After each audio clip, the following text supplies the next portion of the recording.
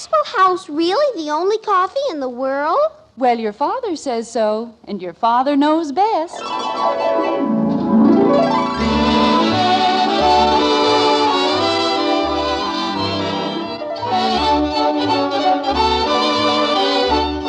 Yes, it's Father Knows Best, transcribed in Hollywood, starring Robert Young as father. A half-hour visit with your neighbors, the Andersons, brought to you by America's favorite coffee, Maxwell House. The coffee that's always good to the last drop.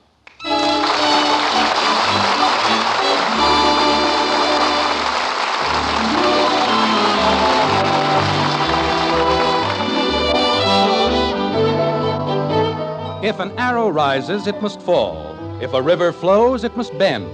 And be they long or be they small, all vacations have an end. In Springfield, which is still an average town, live the Andersons, just an average American family with the average American trials and tribulations. Their car is rolling rapidly toward the white frame house on Maple Street. And as they return from a long summer holiday at Round Lake, it might be interesting to note the thoughts which occupy their minds. For instance, there's Kathy, aged 9. Gee whiz. Next week we have to go back to school. Bud, who is 15. Gosh, next week we have to go back to school. And Betty, who is a very adult 17. Jumping creepers. Next week we have to go back to school. Then, of course, there's Margaret, the mother of the brood. Next week, the children go back to school. And last, but by no means least, Father himself, Jim Anderson. Well, it won't be long now. Here's Maple. There's Jimmy Woody. Jimmy! Sit down, will ya? Bud, stop pushing. I'm not pushing. Cassie's standing on my foot. Kathleen, sit still and behave yourself. I was saying hello to Jimmy. There'll be plenty of time for that. Jim. Hmm? Are you sure everything's all right at the house? Of course everything's all right. Why? Well, you look just like a boy with his hand in the jam pot. And if you've done anything... Susie! Yoo-hoo, Susie! Ow! Kathy, sit down. That was Susie. Well, you don't have to jump out the window. Look what she did to my shoe. I did not. You certainly did. I certainly didn't. You certainly did. I certainly didn't. Kathy, will you please stop screeching in my ear? I wasn't screeching in your ear. You certainly were. I certainly wasn't. All right. That's enough. Well, she said I was screeching in her ear. I said that's enough. And I wasn't. Hey, there's the house. Well, that's a relief. What do you mean by that? Oh, nothing. It's just that when you get that peculiar look on your face, I never know what to expect. I thought maybe you had the house painted purple or something. Now, see here, Margaret. Jim, I know you mean well, but whenever the children and I go away, you get such weird ideas about the house. Oh, like the barbecue pit I built last summer. I suppose that was a weird idea. No, it was fine until it fell apart. How about the year you decided to turn the playroom into a bowling alley? Never mind. Or the year you painted the living room green and Mom had to send all the... I said never mind. Oh, gosh, I was only trying to help. Kathleen, right after dinner, you go to bed. But I didn't say anything. I know just what you were thinking, and I won't stand for it. But I wasn't thinking about the fire alarm you built in the oven. Kathy! But I wasn't. Well, don't just sit there, Bud. We're home. Let's get the luggage into the house. Okay, Dad. Man takes a little extra pride in his home, and what happens? People make fun of him, treat him like the village idiot. Oh, Jim, we weren't making fun of you. You certainly were. You thought I was going to paint the house purple. No, I didn't, dear. I merely said... Joe! Hey, Joe! Bud, come back here. Where do you think you're going? I just saw Joe Phillips. Well, take a look at the suitcases. They come first. Holy cow. Kathy! Yes, Daddy? That is not where we live. This is our house, the white one. But I thought if Patty Davis was home. You can see Patty in the morning, dear. Right now, we've all got to help your father. Gee whiz. Well, I guess that's about everything. Jim. Margaret, there's nothing to worry about. I haven't done anything to the house. Nothing much, anyway. Oh, dear. Kathy, Kathy, push the water bottle under my chin. It's slipping. Want me to carry it? Just push it over a little. Oh, why can't I carry it? Kathy!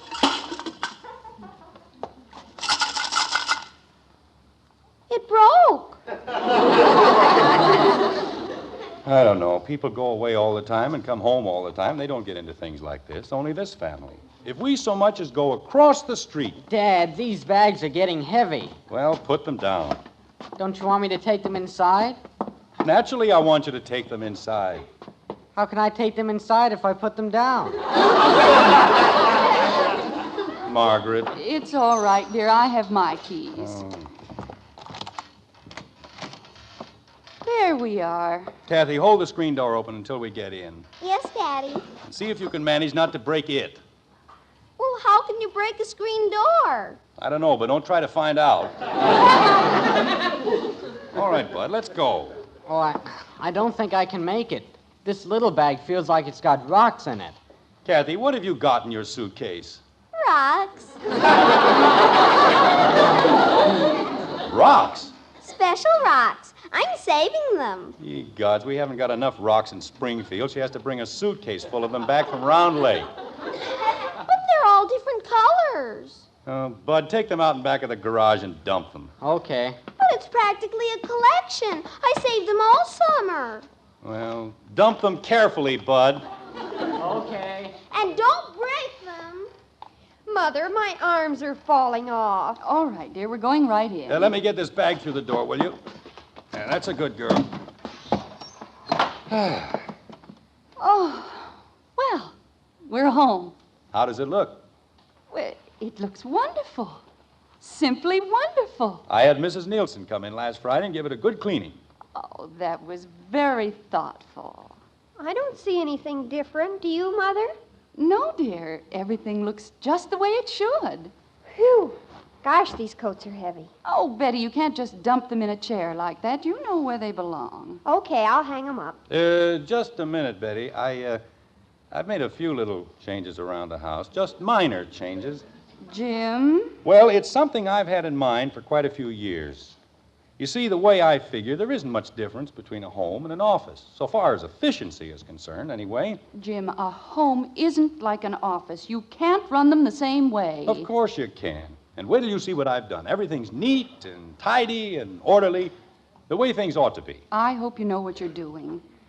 All right, Betty, put the coats in the closet before they get all wrinkled. Okie doke. And then see what happened to Bud and Kathy.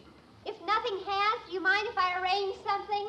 Stop talking and do as you're told. Yes, Father. That girl can talk more and say less than any 10 people in Springfield. Jim. And she certainly doesn't get it from my side of the family, I'll tell you that. Jim. I've never heard anyone talk so much in my entire life.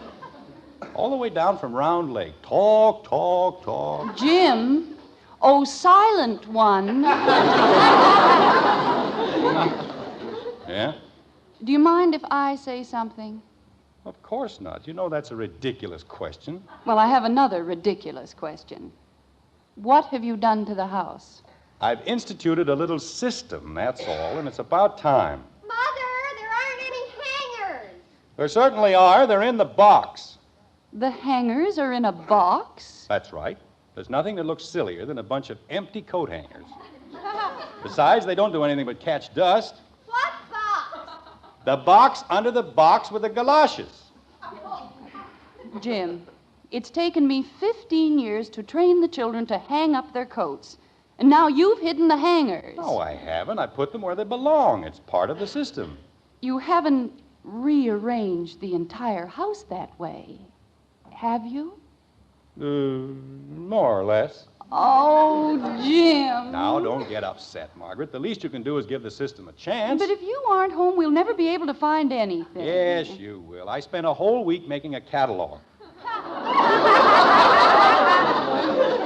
Everything is entered in its proper place.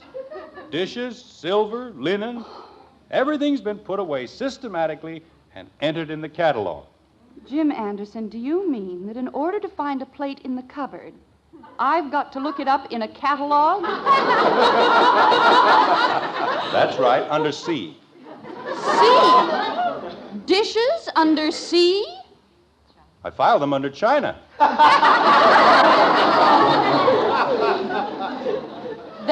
the most ridiculous thing I ever heard. It isn't ridiculous at all. You've been complaining for years that you haven't had enough closets.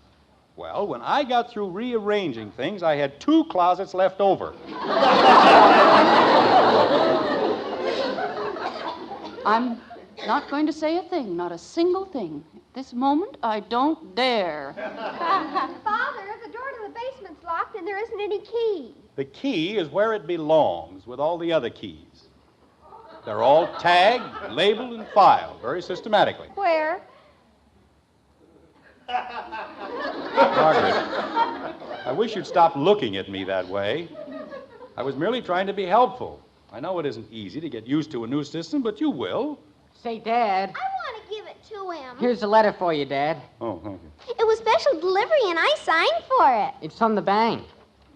So I see. Now, where do you think a bank would be if they didn't have a system? They'd be broke in a week. We're not running a bank. No? Well, when some of the bills come in from the department stores... No, it's impossible. What's the matter, Father? Is something wrong, dear? I'm not overdrawn. How could I possibly be overdrawn? Well, they have a system. Margaret, this is not a joking matter. The day I left for Round Lake, just a week ago Friday, I deposited over $700. Now, how could I be overdrawn? Maybe their system didn't work. You're darn right it didn't work. Just as soon as I find my checkbook. Isn't it in the desk drawer? No, I put it someplace else. Part of the reorganization? Yes, I put it in a much more logical place. A very logical place. Only I can't remember exactly where. Why don't you look it up in the catalog? The catalog? Well, that's where you entered everything, isn't it? Well, you see, that's what I've been trying to tell you, Margaret. I was trying to get everything ready for you and the kids when you got home, and I had the catalog all finished and everything, but... Jim, you didn't. Uh-huh, I lost it. Oh, no!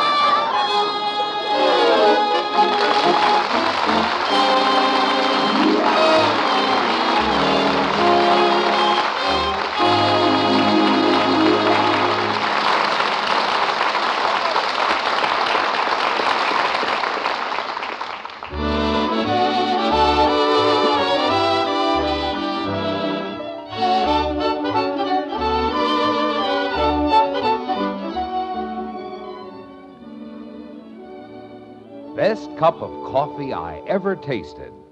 Tomorrow, right at your table, you can hear that from the world's greatest coffee expert. Yes, ma'am, he'll be there. Because the world's greatest coffee expert is your husband. Now, naturally, we think we're pretty fair experts. After all, our Maxwell House coffee is America's favorite brand. But the final judge is that man of yours. And if you'll just put a cup of Maxwell House in front of him, we're mighty sure you'll hear him say, best coffee I ever tasted. In fact, we'll give you your money back if he doesn't. You see, no coffee's made like Maxwell House, and that's why no coffee tastes like Maxwell House. No other coffee has that famous good to the last drop flavor. Get Maxwell House tomorrow and serve it to your husband. And if he doesn't say it's the coffee for him, just return the can and unused portion to us, and we'll gladly refund the price you've paid. You'll find our address right on the front of that familiar blue tin. So tomorrow, see how much the world's greatest coffee expert enjoys Maxwell House coffee. Always good to the last drop.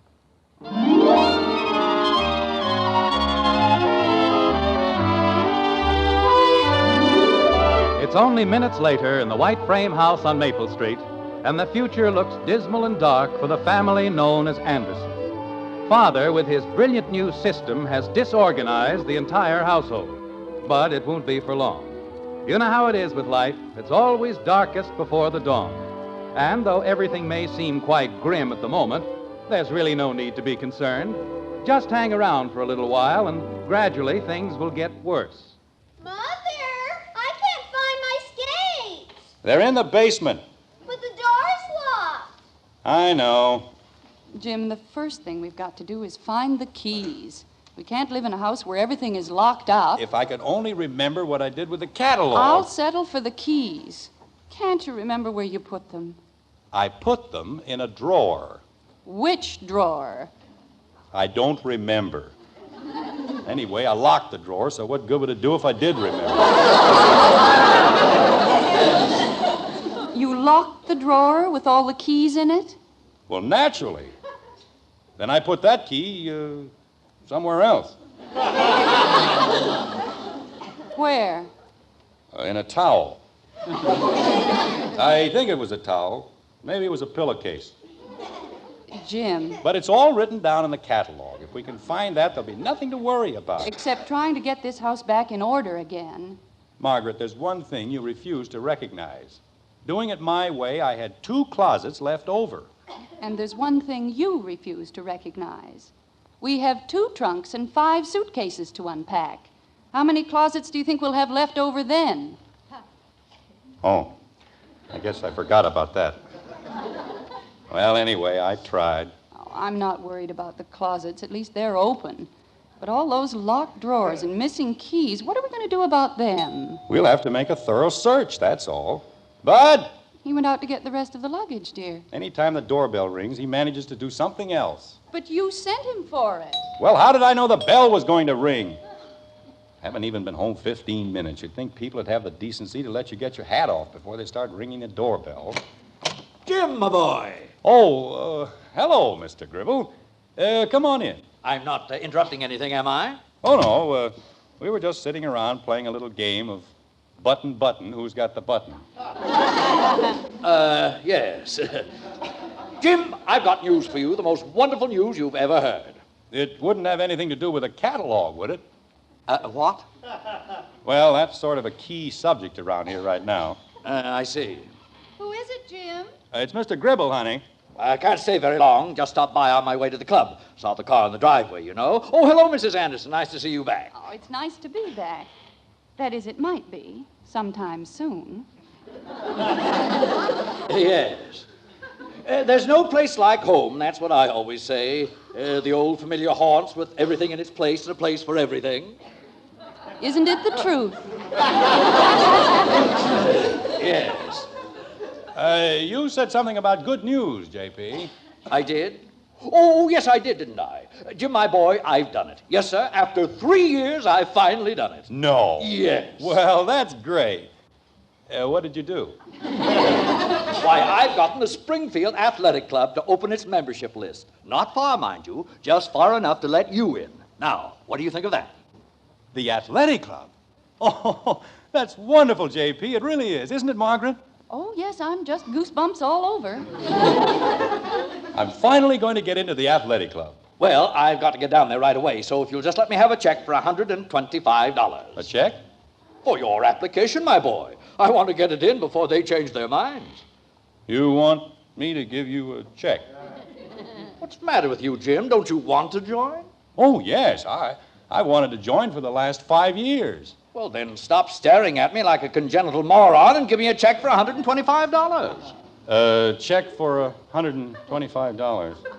Mr. Gribble, we might as well tell you. I left my checkbook at the office. That's what we wanted to say. Wasn't it, Margaret? I guess so, dear. If that's what you say. Well, there's nothing criminal about that. Of course not. I'll drop by the bank first thing in the morning, and then I'll leave a check at your office. How'll that be? Oh, that won't be necessary. It won't be any trouble, J.P. And I don't think it's right for you to lay out all that money. Who said anything about that? You bank with the merchants, don't you? Well, here's one of my blank checks. You can use that. Oh. Well, is that you, Bud? I guess so. Well, come on in, Bud. Mr. Gribble's here. Jim, if you'll just make out a check for $125. I want you to meet Bud, J.P. He's a fine boy. I met your son when he was 2 years old. Now, if you'll just make out a check. Bud, you know Mr. Gribble, don't you? Sure. How are you, Mr. Gribble? I'm beginning to wonder. Jim, Mr. Gribble's a great baseball fan, Bud. Why don't the two of you talk about baseball while I get on the phone? I don't know one end of a baseball bat from the other. All I want... Look, I'll make out the check, and all you'll have to do is sign it. How will that be? Oh, that'll be fine. Just fine. I've got all the bags in, Dad. Now can I go see Joe? No. I want you to stay here and, why don't you get Mr. Gribble a drink? What kind of a drink? Well, any kind of a drink. Water, anything. I don't care. How about a nice glass of water, J.P.? Thank you, no. Well, go ahead, Bud. Get Mr. Gribble a glass of water. He doesn't want any. We'll get it for him anyway. Holy cow. All right, Jim. It's made out. Now all you have to do is sign it. Yes. Betty, Kathy, Mr. Gribble is here. Jim, why don't you just tell him Betty, Kathy, can't you hear me? What's the matter, Father? I just told you, Mr. Gribble is here. Good for him. Well, don't you want to say hello? Hello, Mr. Gribble. Hello, Betty. How about Kathy? Hello, Mr. Gribble. Hello, Kathy. Friendly little group, aren't we?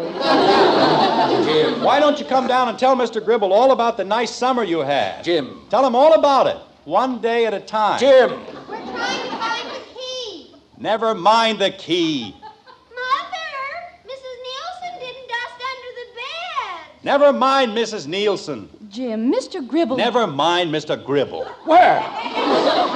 Oh, I guess I'll be running along. No, wait, I haven't signed the check.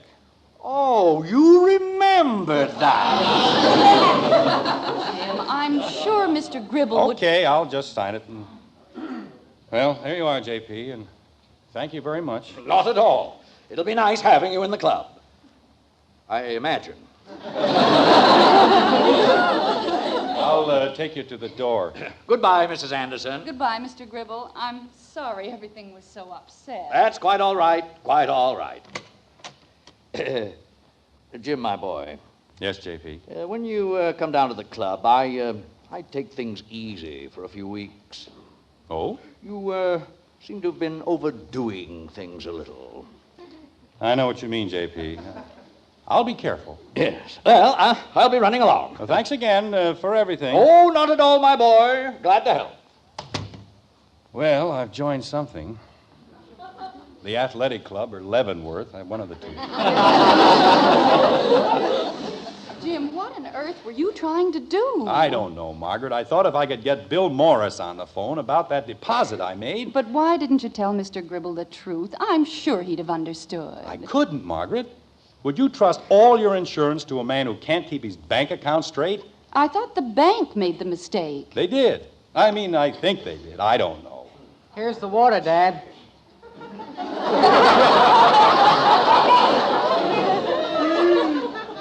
What water? You said to get a glass of water for Mr. Gribble. Well, he's gone. What'll I do with the water? Drink it. I'm not thirsty.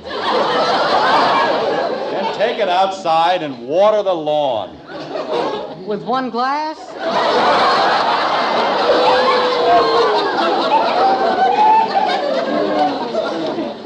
Jim, you're getting the boy all confused. Well, what do you think I am? No money, no catalog, no keys. Wait a minute. Now what? The middle drawer in my desk, that's where I put it. That's where you put what? I don't know. But I distinctly remember putting something in it. The catalog, that's where it is. Come on. Jim. Once we get the catalog, everything will straighten out. We'll find the bank book and the keys and... Is it locked? Yes, it's locked. Everything's locked.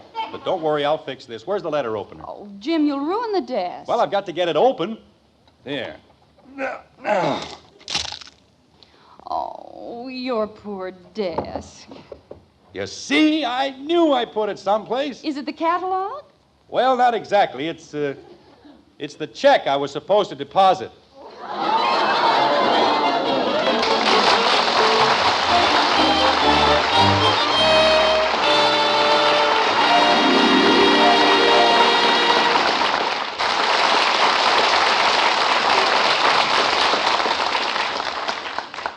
Well, that solves one mystery.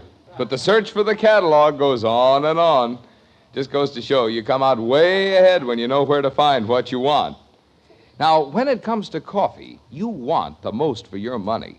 The most in flavor, the most in enjoyment. And the world's greatest coffee expert can help you find it. Just serve the number one expert, meaning that husband of yours, a cup of Maxwell House.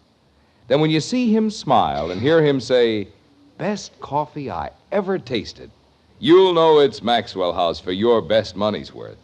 Get a familiar blue Maxwell House tin tomorrow and see what that man of yours says about its wonderful good to the last drop flavor. Then count all the cups of truly good coffee you get from that 1 pound. We think you'll be convinced you get the most for your money with Maxwell House coffee. So tomorrow, introduce the world's greatest coffee expert to coffee that's always good to the last drop.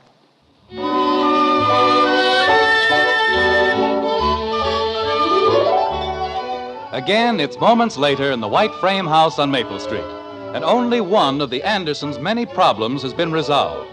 Father, who always knows best, has taken care of the money situation. But it's Mother, the gentle soul, who takes care of the rest, like this. Jim, we've got to go about this thing logically. Now, where were you when you finished the catalog? In the kitchen. I wound up with the pots and pans. And then the phone rang. How do you know? Well, didn't it? Yes, but how? Dear, whenever you lose something, the telephone has always just rung. Well, then what happened? It was Hector Smith, wasn't it? Yes, but I still don't You see... and Hector made a poker date. And you had to make a few notes, didn't you? That's right. I had to put down the address and the time. And you also put down the catalog. Well, I couldn't write with my hands full. Now, let's see. What handy spot would be the most illogical place for you to put it? I put it right on the telephone table. And then it disappeared. Betty! Yes, Mother? Look on top of the valance over the hall window. Margaret, you know that's ridiculous. Who in his right mind would stick a book away on top of a window valance? You would. I certainly would not. Mother? Yes, Betty? I found the catalog. On top of the valance? That's right. Thank you, Betty. Okey-doke. Well, I guess everything's all straightened out now. Not quite, dear, but it will be. As soon as we put everything back where it was in the beginning.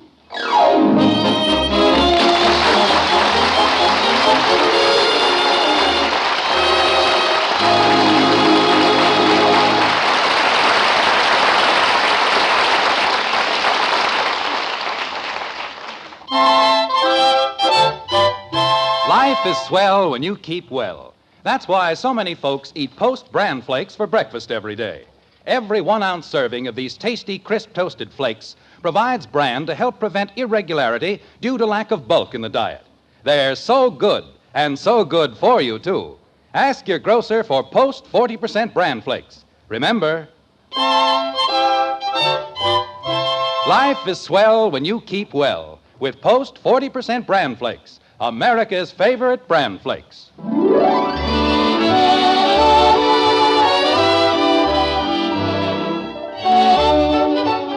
Join us again next week when we'll be back with Father Knows Best, starring Robert Young as Jim Anderson, with Roy Bargy and the Maxwell House Orchestra, and yours truly, Bill Foreman. So until next Thursday, good night and good luck from the makers of Maxwell House, America's favorite brand of coffee. Always good to the last drop. Father Knows Best was transcribed in Hollywood and written by Ed James. Now stay tuned in for Dragnet, which follows immediately over most of these stations.